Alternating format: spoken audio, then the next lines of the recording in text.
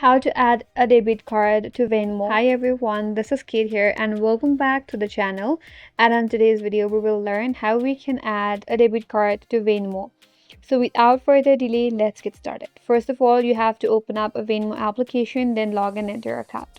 Once you're logged in, navigate to top left, then tap on the menu icon, that is three-line icon at the top left. Once you tap on it, it will see this kind of interface. From there, you have to head over to settings. Under settings, scroll through it and then search for an option as payment methods. So tap on payment methods. Now under payment methods, you have to search for an option to add a bank or card. So tap on add bank or card, then from here tap on card.